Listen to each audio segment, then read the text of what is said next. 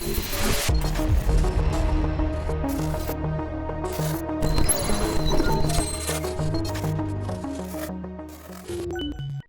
how's everybody doing?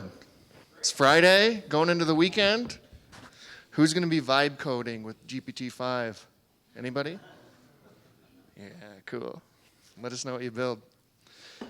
So we have two of the best leaders in the entire state of Utah here with us. And I mean that sincerely.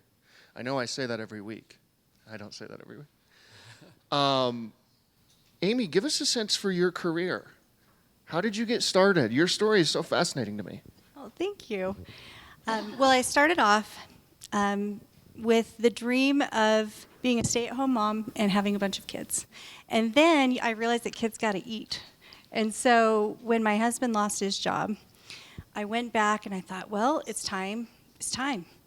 And Jeff said, he's like, okay, he lost his job in 2008, right during the middle of the financial pandemic. He got a job with Lehman Brothers 1 month before they went bankrupt. Do anybody remember the Lehman Brothers days?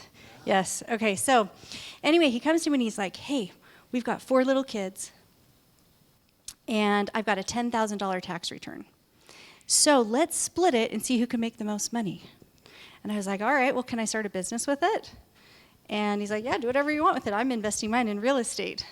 And so I did that, and I started trying to gig and I knew how to write, had a degree in English. And so I started just trying to get jobs wherever I could.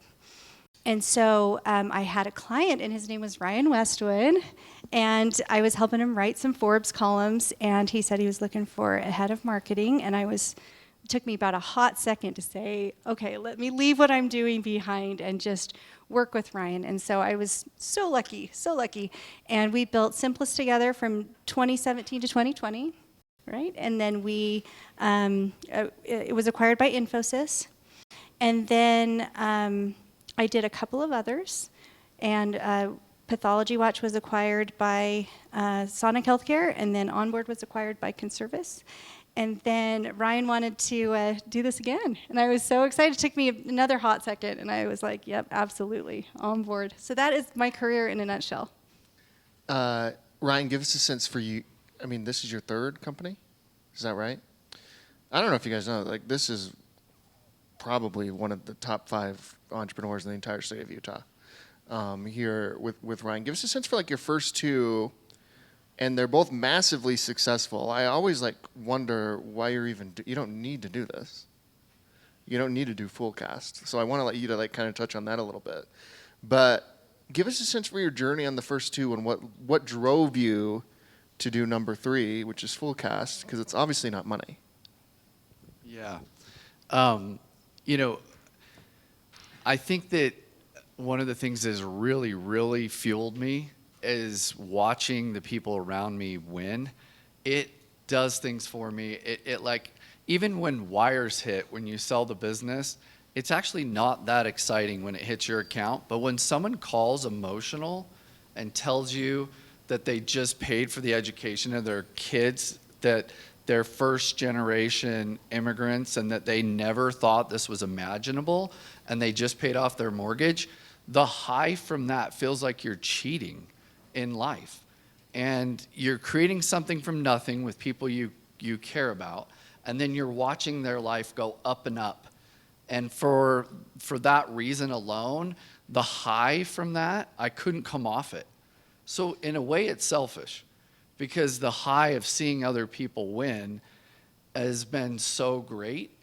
And the key to a lot of the success that I've been able to be a part of is, and I think this is kind of secret sauce in some way, but it shouldn't be, is you roll out the red carpet for your winners.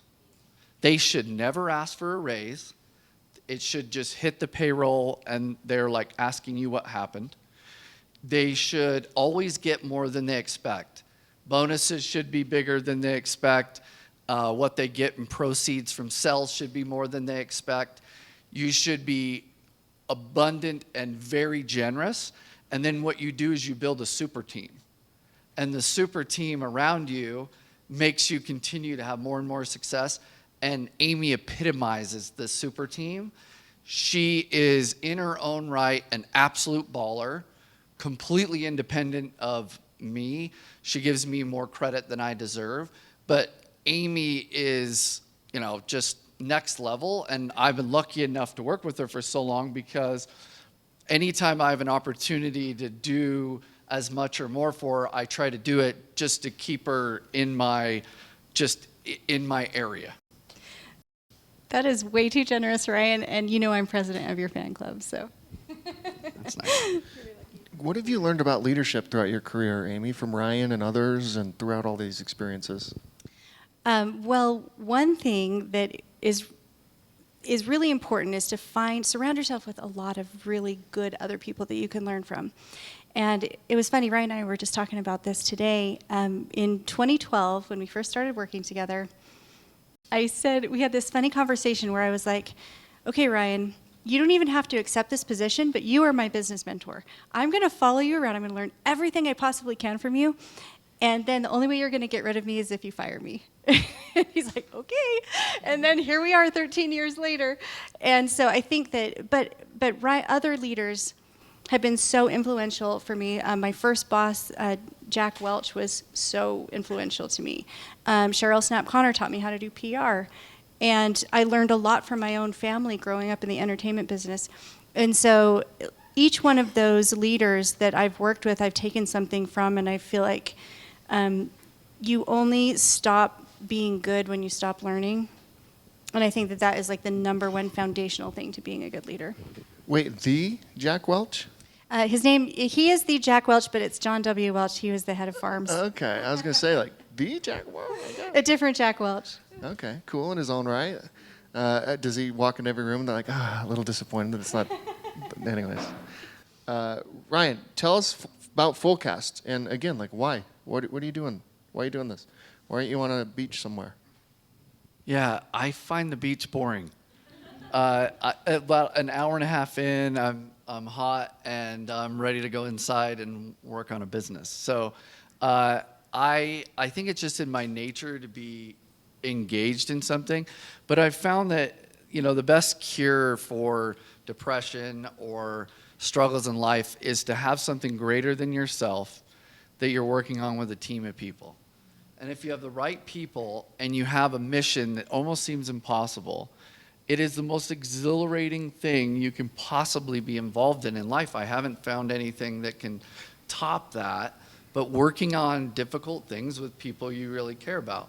And so the business models, though I'm interested in those and I want them to be great business models, I'm most interested in leadership, building companies, delivering value to customers, and the whole experience, the organizational experience. So Fullcast was a business that we acquired. What was kind of neat about it is because everybody has done well in our exits, a lot of us could fuel the capital. So the biggest check into the business was not a venture capitalist. The biggest piece of the round, and who led the round really, is us as co-founders. So, Amy was able to do millions of dollars into the round along with me as a partner to build the business. And so it's a little bit unique in that we are betting on ourselves with our own money in a very significant way. And I think it makes for a different type of team. We're all in it together. I think sometimes as entrepreneurs, we own the great majority of the business, and we have a lot of the upside, and then we're upset that people are working 8 to 5 and don't feel like they want to work on the weekend and at nights. The cure for that is be generous and equity and give them opportunities to invest.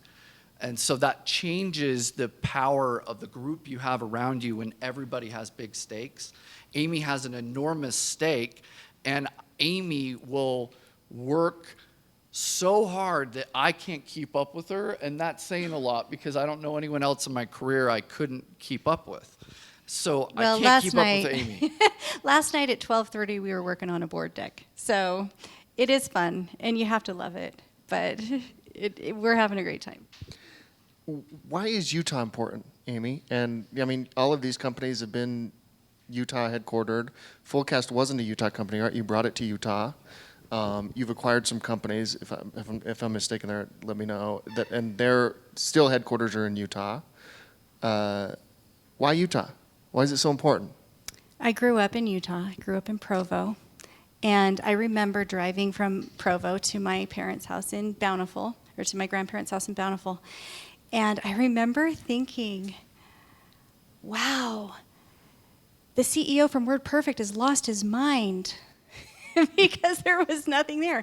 If anyone's old enough to remember this, all that was there was the Thanksgiving Point bell tower. And I was like, there is literally nothing here but farmland. And it has been so exciting to see how everything has gone from Ashton's vision and built up, and we've become this amazing center for technology. It makes me so happy as a native to be able to see our team's potential and all of our, our community's brilliance really be recognized. It's funny because we're doing an event here called Go to Market Live, August 28th, and the technical lead of the M&L function of Meta is coming to speak to us about the future of AI. And he was absolutely stunned that there was a tech community here. He's like, I didn't even know Silicon Slopes existed, and when you invited me to come speak, I thought I was going to speak to 10 people, and how do we already have 150 registrations? And I just thought that was really, really interesting that people don't know about us yet. And I think the fact that we have so much talent, we have so much international talent, we have so many people who can speak so many languages, in an area where people work very, very hard, it is just a recipe for success. Oh, that's interesting. His boss knows us. Zuck has been here. That's right. He spoke at Summit. Mm-hmm. Tell me about AI. By the way, think of your questions. We're about to open this up for questions, so make sure you ask great questions to these folks and ask as many as you want. How are you thinking about AI, Ryan, and implementing it and integrating it into Fullcast? Yeah, about a year ago, we started running a separate dev track around AI. And I think it's an absolute game changer for technology. It's going to change the world. And our business is going to be disrupted. And I realize that 18 months from now, if we don't make major changes in our own business as a software as a service business, it will disrupt us. And so we are intensely focused on an AI track. Some of the things that we do, our software will calculate commissions for salespeople, will help forecast for CROs, or help organize territories for salespeople. So all those things to enable go-to-market tools for businesses are the things we do, and they're going to be disrupted. Eventually, you're going to have to be able to give a commission plan to AI and have it tell you all the ways it can be cut and how to pay the salespeople, and we're going to be at the center of that universe. And that's kind of where we're focused from a product development kind of placement. Right now, we have a territory analyst. We're coming out with a commission analyst. So we're making some major changes around AI. The hard thing for SaaS businesses right now is it's hard on gross margins because we're living in both worlds. So we've got sustained and featured engineering where we're focused on our current product, but then we're building for the future kind of, we're skating where the puck is going at the same time. And that is putting a lot of pressure on SaaS businesses. And I think SaaS has been had a lot of advantages. And that business model is so great that this has really put a lot of pressure on software CEOs. Hey, let's open it up. Raise your hand. Scott will come around and give you the microphone. Make sure you get the microphone before you ask. Hi, so I have a question about VC funding. So I'm a startup founder. I've been bootstrapping for the past 6 months. I've just been putting my head down and focusing on the work and, built the pitch deck, showed it to some people. Everyone has nothing but good things to say about it. But I'm not really sure how to go about getting in front of a VC and actually getting those meetings and, pitching to really important people who can make that investment. What do you think I should do to make those connections and build that network? Amy builds our pitch decks. What do you think, Amy? Send it to me. I'll let you know. Thank you. Second question. What do you both think of the 4-day work week for startups? I know how you I feel. Go. feel like if you are not, startups are so hard that if you don't love it, you should just never do it. And you got to go 24/7. There's no such thing as a 4-day work week in a startup. That's my opinion. What's yours? I agree with Amy. I think that it's hardcore. It's not meant for everyone. If you want to work for a venture-backed startup, if work for a family-operated business, work for a bootstrap business if you'd like, or other industries. If you want to work in a venture-backed business, people give you millions of dollars to create massive enterprise value with speed. And so if you're taking venture capital, you have to understand speed is your greatest currency. Speed is also my favorite strategy. If you can catch people off guard and beat them with speed, you can win the race. It's the most underrated strategy. So if you undermine the greatest strategy, I believe, to being able to build a great business of speed, I think it hurts you in the long run in a lot of ways. So I also understand employees aren't going to work as much as Amy and I do. If you're a founder and you work 4 days a week, I think you are ready for a rude awakening. For founders, this is a lifestyle. It's a commitment. It is a way of living. It impacts your spouse, your kids. It impacts all their facets of your life. And if you are not fully ready for what that entails, the intensity of it, and you don't want it so bad, you should never do it. I did a class at the U, and a student said, "When do I know I should give up?" And I was like, "You need to leave this class of entrepreneurship now."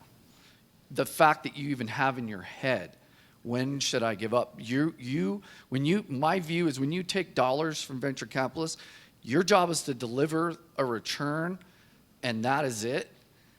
One thing I would say is, I don't know if you've seen the movie Shawshank Redemption, but in Shawshank, he crawls through a half a mile of poop in a pipe. He crawls through it, and he comes out the other end. It's raining. He's victorious. He's emotional. He's sitting in a river.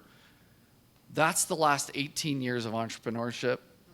I've been crawling through feces, and it's been extremely difficult. Somehow I've loved it. But I don't think most people want it that bad. So if you don't want to crawl through that pipe, don't. Take a job and don't crawl through the pipe, because people glamorize what we do. There's a lot of great headlines I've been a part of. But the reality is day to day, I've crawled through the pipe and come out the other end. And I don't think, and Amy has done the same. Amy's been a professional violinist, has a doctorate degree, raised 5 kids. She has crawled through the pipe. When her was it your brother-in-law or uncle told her she couldn't get a doctorate degree, she took that personally. It was my father-in-law. It was her father-in-law. Her father-in-law was wrong, because Amy crawls through the pipe and comes out the other end, which is why I wanted to partner with Amy, is I knew her whole life she's been overcoming those obstacles and nothing stops her. That is so nice of you. Thank you. Thank you. And the reason, you can see why I want to partner with Ryan, right? Guy's an absolute killer. It's amazing. And cares about people. And that combination is extremely rare. Real quick, tell them how you built your network with VCs. Okay. All right. So I think if you reverse engineer the situation, what you don't want is to be another entrepreneur pandering for their time, right? You want them to want you. So if you can reverse the whole equation, everything changes for you, right?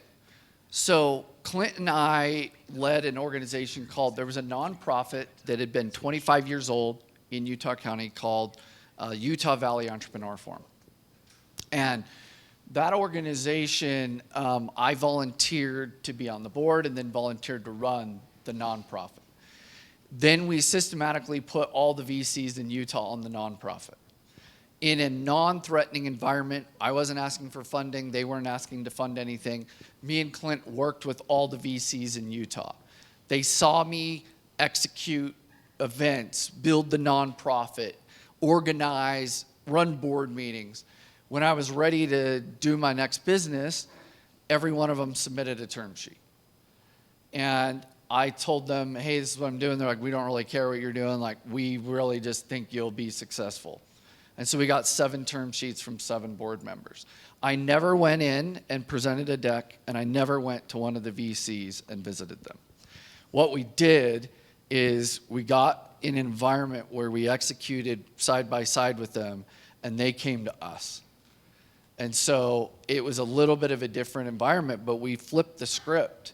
And I think that a lot of times how you do that, it's social engineering. And I hate to say it this way, it's a weird analogy, but if you go back to dating in high school, that's what it's like to raise money from venture capitalists.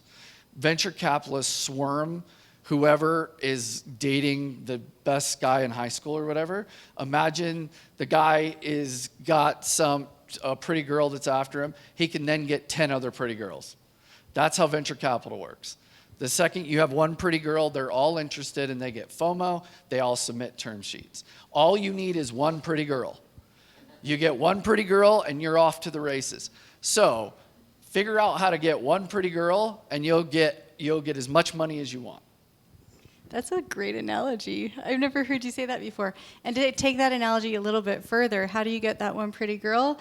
You give, you're nice, you show up on time, you look your best, and you become attractive. Amen. Or we'll do Russ. We'll do Russ. We love Russ too. Thanks. Thank you. I love having you visit, and I love the people-centric approach that you take. I do leadership coaching and want to help people to put people first and believe in the philosophy that you've been following and preaching. And so I'm curious, was there something that helped you to become that way, to feel that way? Was it just innate? And how do you evangelize that to help others do it? Both of you. That's a really good question. I remember one thing that I think both Ryan and I have, and tell me if I'm right, is when people tell us that we can't do something, we want to do it even more. And so, like, for example, like, my grandma told me that I would never finish my master's thesis. My father-in-law told me I'd never finish my doctorate. My Uncle Jimmy told me I'd never be successful at business. And I just used that to just, like, feed off of it because it just drove me crazy. And I was like, why not me? Why not, right? And so I think that is kind of like an inner fire that I have. It's maybe not the best motivation, but it does feed me because I think all of us deserve, every single one of us, everyone in this room, everyone in the world, we all deserve the same amount of respect. And if I'm being completely honest, one of the main reasons that I decided to go back and get my doctorate degree was because I was sick of people not responding to my emails. That is the absolute truth. Ryan, what about you? I by the way, on what she just said, Amy and I did a Forbes article with Jeremy Andrus called "The Rogue Psychology of an Entrepreneur." If you look that up on Forbes, he actually, one of the things that he did, he's such a intense BYU football fan that he reads the Salt Lake Tribune, and it makes him angry, and then he channels it for work. So in the beginning, so many people didn't believe in him that he would channel kind of those things like Amy just talked about. I think all the great entrepreneurs, we have in our head a loop of people that told us we couldn't do something or we weren't something, right? And he ran out of people doubting him because he kept having success. So then he started reading these columns to get angry. So just to validate what you said, I really think it's a great motivator. I think that Amy and I both came from families, and this is part of what's great about Utah, that loved us and took care of us and really helped us in significant ways. I hit the ovarian lottery. My mother is amazing.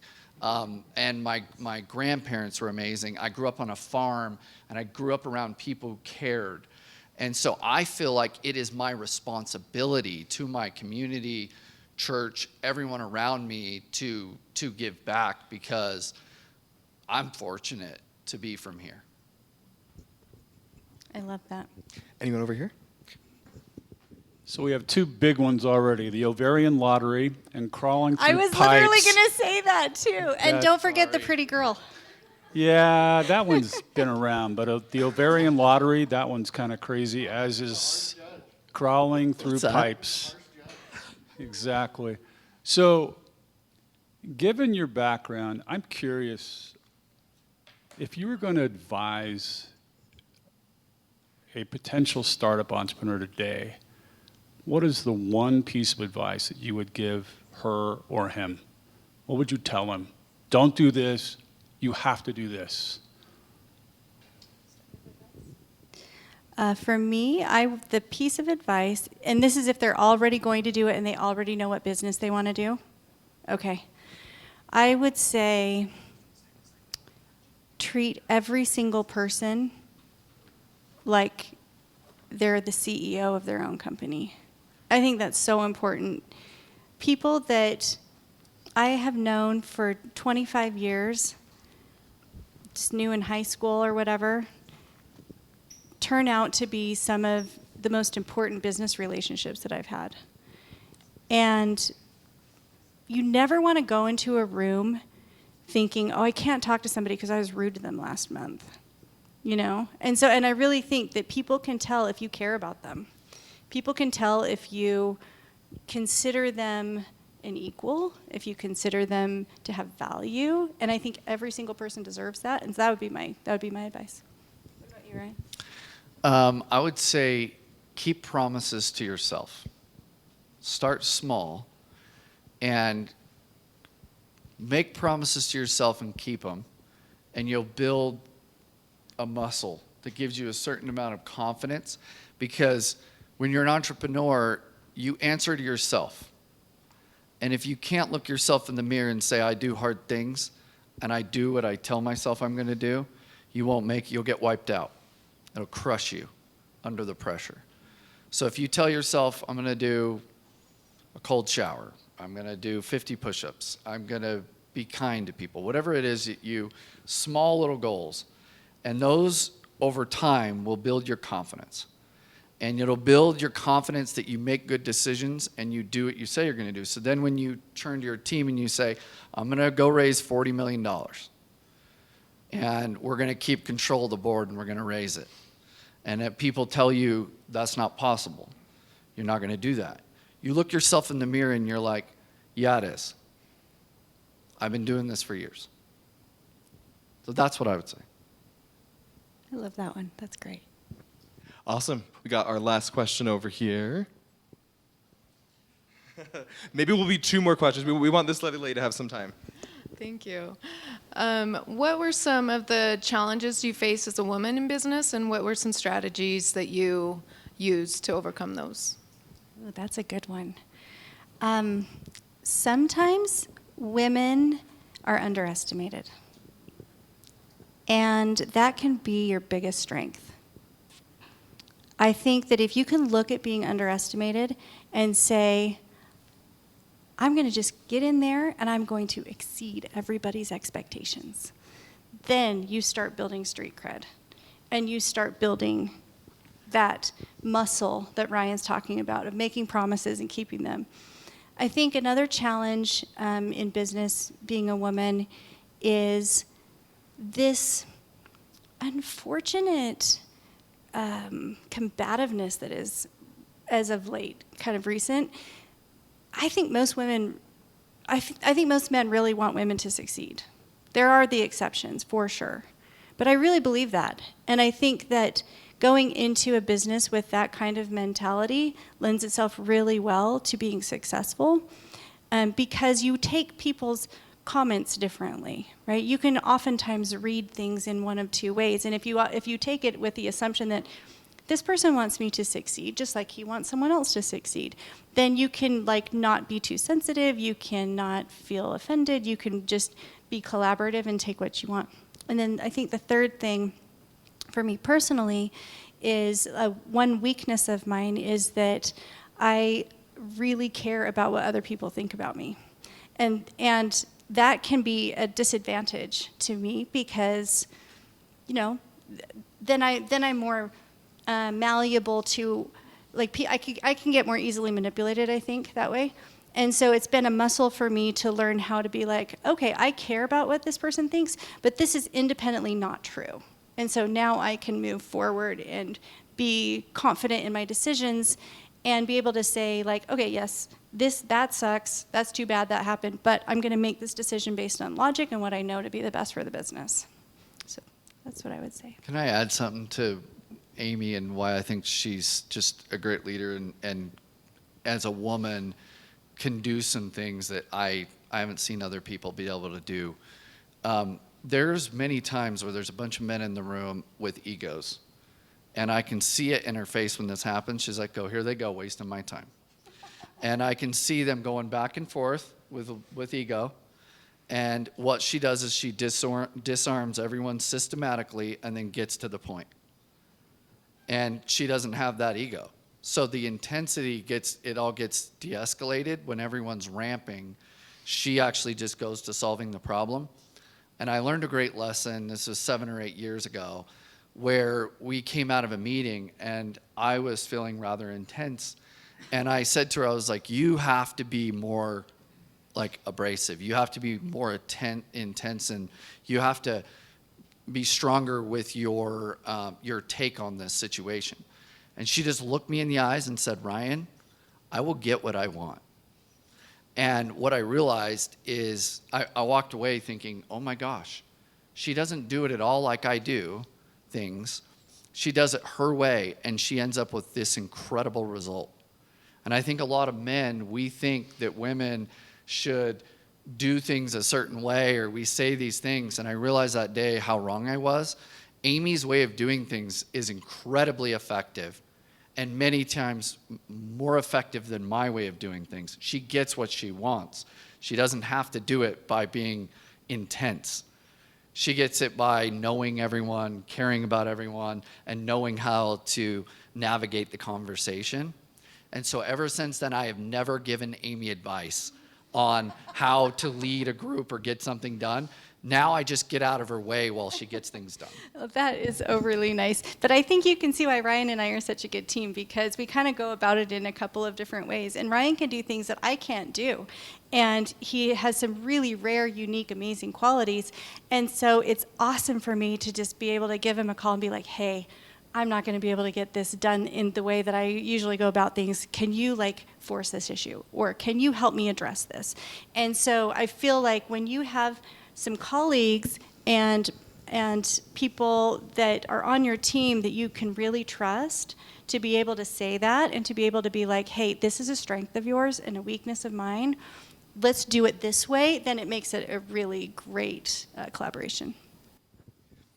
Awesome. I think it's the perfect note to end the Q&A on. Thank you both so much. Hey, give it up for Ryan and Amy.